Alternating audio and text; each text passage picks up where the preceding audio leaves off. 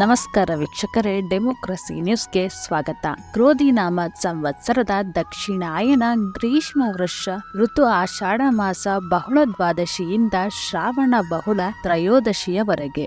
ಈ ಮಾಸದ ವಿಶೇಷತೆಗಳು: ಆಗಸ್ಟ್ 5ರಂದು ಶ್ರಾವಣ ಮಾಸ ಆರಂಭ, 9ರಂದು ನಾಗರ ಪಂಚಮಿ, 15ರಂದು ಸ್ವಾತಂತ್ರ್ಯ ದಿನಾಚರಣೆ, 16ರಂದು ವರಮಹಾಲಕ್ಷ್ಮಿ ಹಬ್ಬ, 17ರಂದು ಸೂರ್ಯ ಸಿಂಹ ರಾಶಿಗೆ ಪ್ರವೇಶ, 22ರಂದು ಕಟಕಕ್ಕೆ ವಕ್ರಬುಧ, 26ರಂದು ಕನ್ಯಾ ರಾಶಿಗೆ ಶುಕ್ರನ ಪ್ರವೇಶ, 26ರಂದು ಮಿಥುನ ರಾಶಿಗೆ ಕುಜನ ಪ್ರವೇಶ ಹಾಗೂ 26ರಂದು ಗೋಕುಲಾಷ್ಟಮಿ ಅಥವಾ ಶ್ರೀಕೃಷ್ಣ ಜಯಂತಿ. 11ನೇದಾಗಿ ಕುಂಭರಾಶಿ.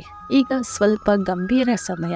ಗುರು 4ನೇ ಮನೆಯಲ್ಲಿ ಇರುವಾಗ ವಿಧ ಅಪವಾದಗಳು, ಎಂದೋ ನೀವು ಮಾಡಿದ್ದ ತಪ್ಪು ಇಂದು ಮುನ್ನೆಲೆಗೆ ಬಂದು ನಿಮ್ಮ ಮರ್ಯಾದೆಗೆ ಧಕ್ಕೆ ತರುವುದು, ಅಧಿಕಾರ ಕಳೆದುಕೊಳ್ಳುವುದು, ಹಣಕಾಸಿನ ಅಡಚಣೆ, ಹೀಗೆ ನಾನಾ ವಿಧದ ಮಾನಸಿಕ ಕಿರಿಕಿರಿ ಅನುಭವಿಸುತ್ತೀರಿ.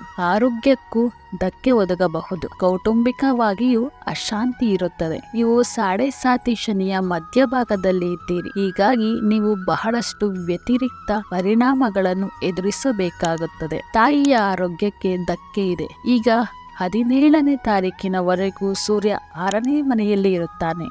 ಅಲ್ಲಿಯವರೆಗೂ ಕೊಂಚ ಪರಿಸ್ಥಿತಿ ಎದುರಿಸುವ ಧೈರ್ಯ ಸಾಹಸಗಳು ಇರುತ್ತದೆ ಹಾಗೂ ಸರಕಾರದಿಂದ ಲಾಭ ಇರುತ್ತದೆ. ಒಟ್ಟಾರೆ ಈ ತಿಂಗಳು ನಿಮಗೆ ಶುಭ ಫಲ ಕಡಿಮೆ. ದತ್ತಾತ್ರೇಯ ಸ್ತೋತ್ರ ಪಠಿಸಿ. ಕಡಲೆಬೇಳೆಯನ್ನು ದಕ್ಷಿಣೆ ಸಮೇತ ದಾನ ಮಾಡಿ. ಇದಿಷ್ಟು ಮಾಹಿತಿಯು ಆಗಸ್ಟ್ ತಿಂಗಳಿನ 12 ರಾಶಿಗಳ ಮಾಸ ಭವಿಷ್ಯವಾಗಿದೆ.